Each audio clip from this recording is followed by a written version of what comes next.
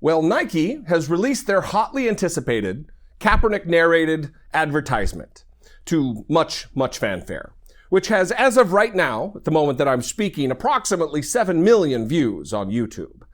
And the steady drumbeat of the conservative freakout rolls on.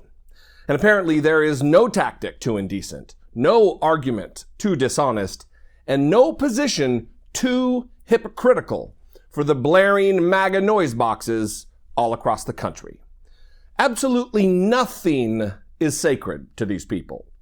To realize the truth of this, you need look no further than the shameless exploitation of the memory of American hero Pat Tillman, an incredibly courageous human being who voluntarily made a tremendous sacrifice for that which he believed.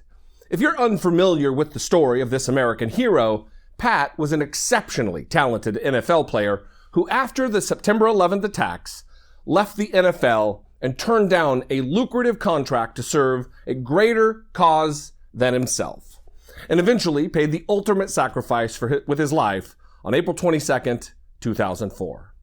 But this is the part of the story where conservatives stop and, against the wishes of his bereaved wife, seek to shamelessly exploit him. And as they always do, these cowards hide behind the bravery and sacrifice of other men and women who actually served in the military. They use the courage and selflessness of others as a shield in their attempts to divide the nation in their cheap culture war. They believe that they'll be immune from critique while they defame Kaepernick and suggest that Colin's sacrifice wasn't real heroism because it wasn't the exact brand of heroism as someone like Tillman. But even the briefest glance of Tillman's full story lays bare the vile hypocrisy of this exploitation. You see, Tillman was a war critic. He opposed President Bush and the Iraq War, and even sought to meet with Noam Chomsky after he returned from the battlefield. Chomsky, who was an outspoken left-wing critic of the U.S. government. Tillman wasn't killed by the enemy, by the way, but tragically by friendly fire.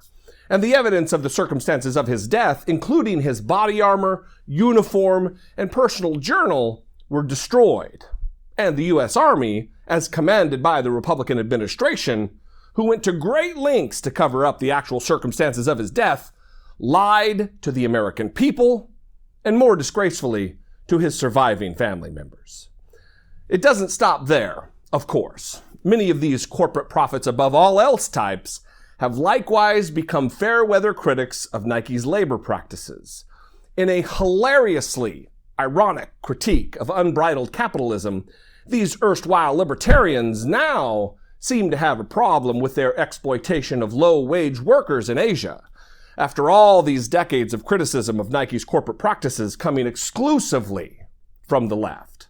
Look, Nike's labor practices are absolutely a fair target of criticism, to be sure, but that criticism means absolutely nothing when coming from a bunch of self-involved morons who to this day continue to prance around the nation in their cheap red trucker hats.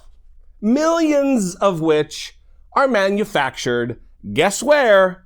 Of course, in China, by exploited low-wage workers. So, what the hell are you doing, Republicans? Why have you made this your hill to die upon? The world around us is chaotic, to be sure. You put a man in the Oval Office, though, who is literally a guy who directly disparaged war heroes, including those who were tortured and killed in the line of duty. And yet here you are, putting words into the mouths of NFL players who have never said the things you said they've said. This was never about the troops, the flag, or any other precious American concepts that you have shamelessly co-opted in furtherance of your false patriotism. This is about police violence. It always has been about police violence, and it always will be about police violence. So please, stop with this abject stupidity and take to heart the words of Pat Tillman's wife, Marie, who said, quote, "The very action of self-expression and the freedom to speak from one's heart, no matter those views, is what Pat and so many other Americans have given their lives for. even if they didn't always agree with those views, unquote. Most of us want so desperately to have good faith discussions and disagreements about policy and how to improve America. It's your treachery that's always in the way.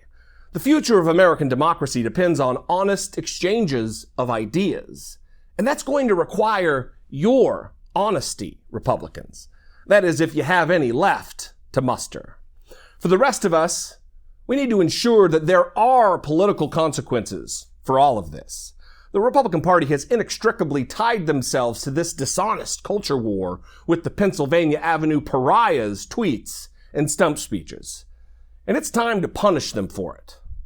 Punish them with our votes.